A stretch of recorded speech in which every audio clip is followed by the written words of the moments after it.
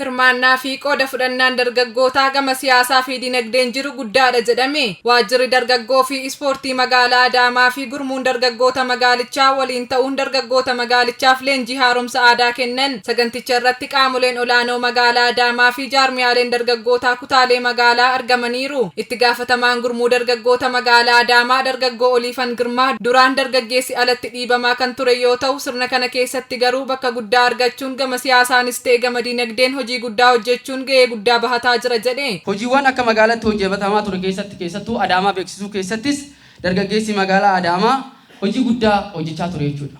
Yoo agartan kana dura dargaggeessi magaalaa kana keessatti maqaa saba keenyaatiin ijaaramee gurmaa'ee mataa ol qabatee deemaa ture. Yeroo ammaa kana yoo agartan goobeef shinooyyeedhaan of ijaaruudhaan dargaggeessi aadaa duudhaa isaa calaqqisiisaa magaalaa Adaamaa duudhaan keenya aadaan keenya akka keessatti calaqqisiisu gochuu keessatti gahee olaanaa qaba. Maqaa gaarii Adaamaan qabdus waamsisuu keessatti gahee olaanaa qaba jechuudha. Itti gaafatamaan waajjira paartii badhaadhinaa magaalaa Adaamaa obbo Ashannaa fi Ajjamaa paartiin keenya yaadama badhaadhinaa keessatti hojiilee hedduu hojjechaa jira jedhanii kana keessaa tokko haaromsa aadaati jedhan. Paartiin keenya paartiin badhaadhinaa yaadamoota gurguddoo imala badhaadhinaa saffisiisan maddisiisuudhaan badhaadhina hunda galeessa milkeessuudhaaf hojii gurguddaa hojjetaa jira.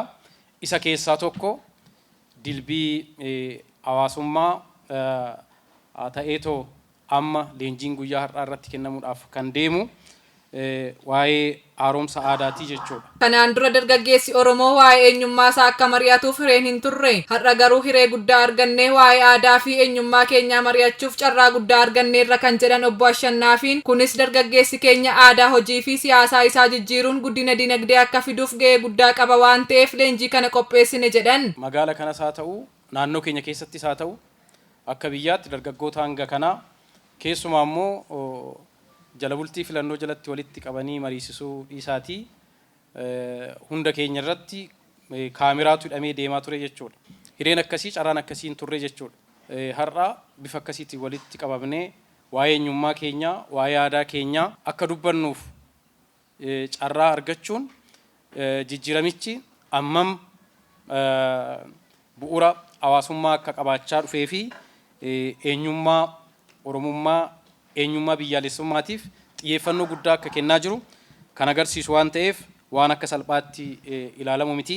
Itti gaafatamaan waajjira dargaggoo fi ispoortii magaalaa Adaamaa obbo Fufaa Garmaamaa hubannoo dargaggoota keenyaa cimsuuf yeroo gara yerootti dargaggootaaf leenjii kennaa jirra jedhanii yeroo ammaa kana ammoo duudhaa isaanii ganamaatti akka deebi'aniif dhimma haaromsa aadaa irratti leenjiin kennamuufi himan. Wantoota akka naannoo keenyattis akka magaalaa Adaamaattis qabamanii irratti hojjetamaa jiran keessaa tokko haaromsa aadaadha jechuudha. Haaromsa aadaa kana irratti hubannoo gahaa argatanii sosochii jireenyaa keessatti hawaasummaa dinagdee keessatti sirna sosochii haaromsa aadaa kana guddisuu keessatti gahee qabu waan ta'eef kana sirriitti hubannoo gahaa dargaggoonni akka argatanii fi argachuu qofa odoo hin taanes gara hojiitti akka jijjiiraniif yaadameeti jechuudha. Dargaggoonni leenjii kana fudhatanis nyaata keenya keekii irraa gara qoriitti uffata keenyas uffannaa aadaa Oromoo ganamaatti deeffachuun warra aadaa kana hin beekne barsiisuufis qophiidha jedhan. Ani immoo akkatti waan kana hojiitti jijjiiruudhaaf